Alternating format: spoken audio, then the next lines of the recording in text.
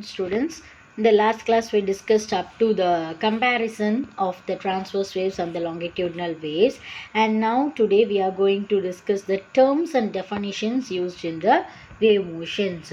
Two different sinusoidal waves has to be given in this diagram, so along the x and y axis. Suppose we have the two waves, or these two waves are identical? No. Though the two waves are both sinusoidal, there are many differences between them. Before, we have to define some basic terminologies to distinguish one wave from the another. Okay, so considering a wave produced in a stretched sink. So you know that you are all studied this type of waves in the 9th standard and the 10th standard itself, right? Crest and trough, and then compression and rarefaction. This will be you're getting in the wave formation. So now we are considering a wave that will be produced in the stretching string. You know what is string and how it was stretched.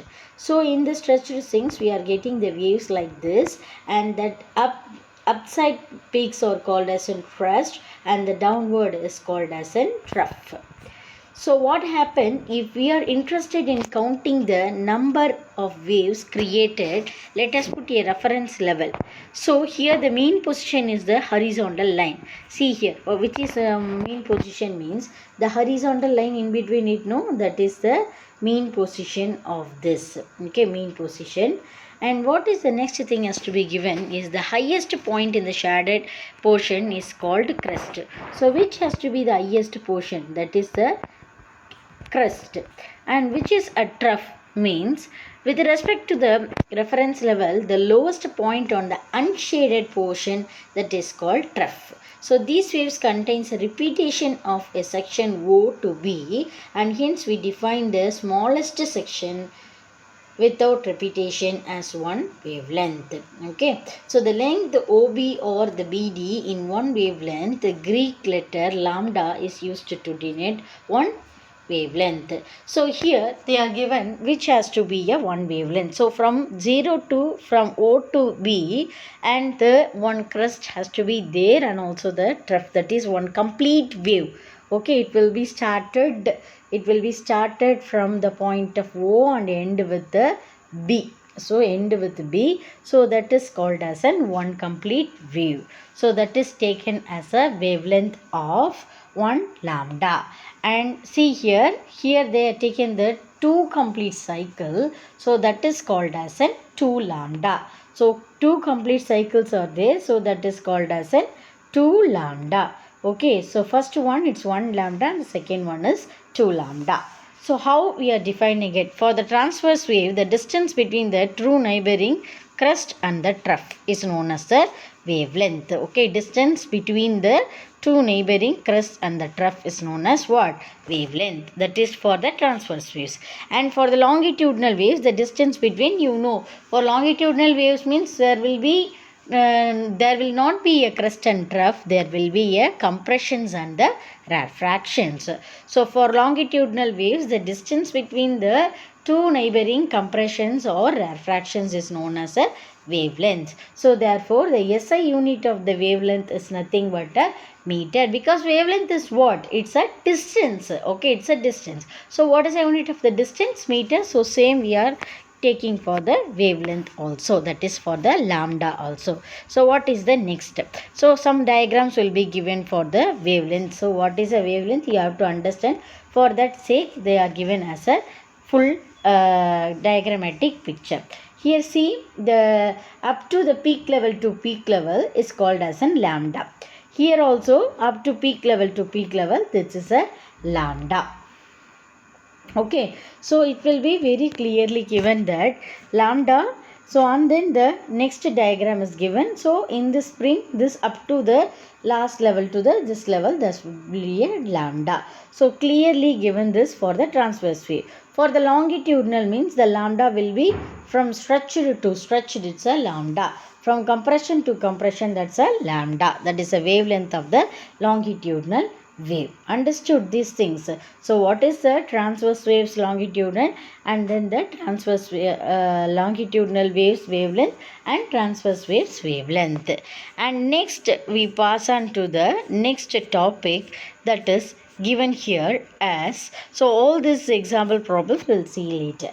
So the velocity of the waves in the different media. Suppose a hammer is struck on the long rails at a distance, and when a person keeps his ear near the rails at the other end, he or she will hear the two sounds at the different instants, so that the sound is heard through the nails, that is in the solid medium, is faster than the sound we hear the air in the gaseous medium. This implies the velocity of the sound is different in different mediums. So velocity of the sound is different in the different medium. So in this session we shall derive the velocity of the waves in two different cases. One, the velocity of a transverse waves along a stretched string. Other one, the velocity of the longitudinal waves in the elastic medium we are going to discuss. So first of all, what is the velocity of the transverse waves in a stretched string? So let us compute the velocity of the transverse traveling waves on a string when a jerk is given at one end of the rope. What happened? The wave pulses move towards the right end of the velocity v with respect to an observer. Okay, and this will be, we already seen in this. So that will be going to the observer who is at the rest frame. So considering an elemental segment is in the string, let A and B be the 2 points on the string at the instant of time. So what is, let the DL and DM be the length and mass of the instrumental string respectively. So by the definition, the linear mass density will be given as mu. Okay, the mu is nothing but dm by dl. So dm is equal to mu dl. So elemental string AB has a curvature which looks like an arc of the circle with the center of O, and the radius r and arc subtending an angle theta at the origin O. So the angle theta will be written in terms of a arc length and the radius theta dl by capital R. So centripetal acceleration supplied by the tension in the string is ACP is equal to V square by R. So what is centripetal force? FCP is equal to dm into V square by R. So what is the equation? So comparing this two equation, we are getting dm V square by R is equal to mu V square dl by R. So the tension T acts along the tangent of the elemental segment of the string at A and P. So the arc length is very small, the variation. So the diagrams has to be given, whatever the diagrams we are discussed, that will be given in the form of what? Diagram. Okay, so the elemental segment in the stretched string is zoomed and the pulse seen from an observer who moves with the velocity v. So what is given already? The length is very small, whether the tension force will be ignored. So length itself is very small. So when we are taking the tension force, means that is also very small. So we are ignoring that. It can be resolved that T into horizontal component, that is T as theta by 2, and the vertical T cos theta by 2, and the vertical component is T sin into theta by 2.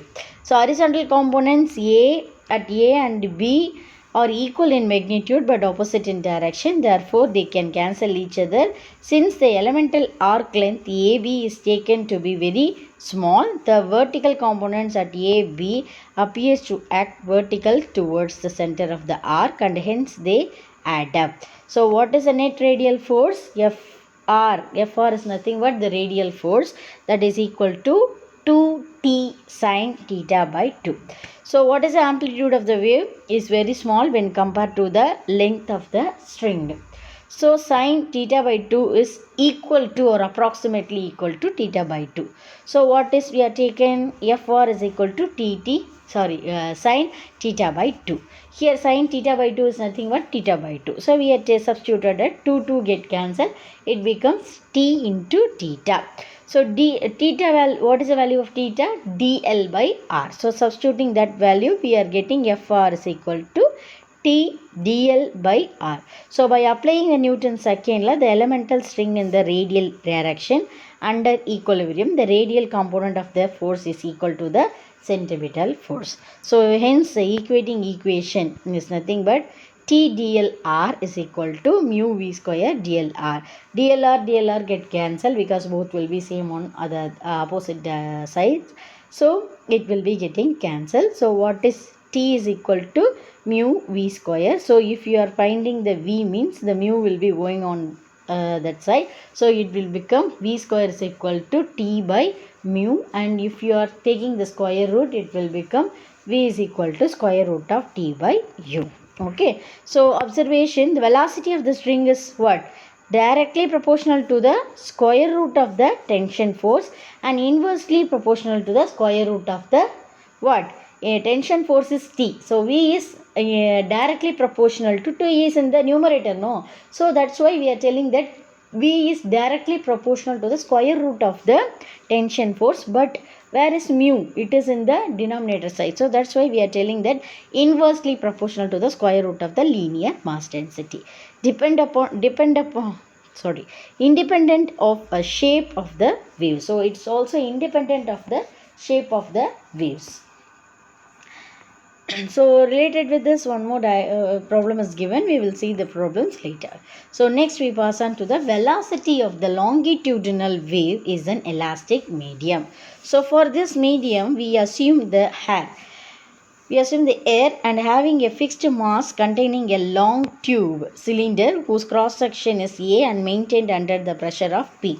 So one can generate longitudinal waves in the fluid either by displacing the fluid using a piston or by keeping the vibrating tuning fork at one end of the tube. So what happened? We are assuming that direction of propagation of waves is coincide with what? Axis of the cylinder. So what is the let rho, that is the density of the fluid which is initially at rest, means T is equal to 0. So the piston has left end of the tube is set in motion towards the right with the speed of u. So u be the velocity of the piston and v be the velocity of the elastic wave. So in time interval t, the distance moved by the piston, that is del d, is equal to u into del t. So now the distance moved by the elastic disturbances is del x is equal to del x is equal to v del t. So let del m be the mass of the air that has attained a velocity in the time of del t. So that is equal to del m is equal to rho a del x, that is written as rho a v del t. So the momentum impaired due to the motion of the piston with the velocity of u. So in place of again we are going to write the equation in terms of what? Momentum. So that's why we are taking the velocity also u. So momentum means it is denoted by what? Momentum is equal to what? Momentum P is equal to m into the velocity, right? So here we are taking the mu. So what is the m value already? Rho a del x, that is v del t into u. So that is del p is nothing but a momentum. So for momentum we are writing. But the change in momentum is impulse. So net impulse is I is equal to del p a del t. Okay, and that is rho a v del t by u. So del p is nothing but rho v u. When the sound waves passes through the air, the small volume element of the wave undergoes a regular compression and rarefaction. The change in the pressure can be written as where v is that is del p is equal to k into del k by del v. So where V is the original volume and K is known as the bulk modulus of the elastic medium. So when V is equal to A del X, that is equal to A V del T. Then del V is nothing but A del D. So that is equal to A U del T. Therefore del P is equal to K into A U del T by A V del T, that is all the thing will get cancelled and only k into u by v. And comparing the equation, you will get rho vu is equal to k into u by v, or otherwise we are taking v on one side means v square will come and u get cancelled, and that p will be coming on this, rho will be coming on this side. It will becomes what? V square is equal to k by rho. So q is equal to root of k by rho. In general, the velocity of the longitudinal waves in elastic medium, that is v is equal to root of e by rho, where e is a modulus of the elastic medium. So in the special cases, for a solid one dimensional rod is there means y is a Young's modulus of the material rod and rho is the density of the rod. The ID rod will have only the Young's modulus. Three-dimensional rod is the speed of the longitudinal wave is in a solid is where n speed is given as root of k plus 4 by 3 eta by rho, where eta is a modulus of rigidity, k is the bulk modulus and rho is the density of the rod. Okay, so that is given here. And the next cases for the liquid. So what happened when k or v is a bulk modulus, rho is the density of the rod. So calculate the bulk modulus. So what is given? V is equal to root of y by p. We have substituted and finding the values. 5 into 10 to the power of 3 meter per second. Okay, next we will pass on to the next topic, that is propagation of sound waves. We know that the sound waves are longitudinal waves, but when they are propagate, compression and rarefactions are formed. In the following section, we compute the speed of sound in air by the Newton's method and also discuss the Laplace correction and the factors affecting the sound in air. First of all, the Newton's formula of speed of sound waves in air is nothing but Isaac Newton assumed that when the sound propagates in air, the formation of the compression and the rarefaction takes place in a very slow manner, so that the process is an isothermal in nature. That is, the heat produced during compression and the heat lost occur when over a period of the time such the temperature of the medium remains constant.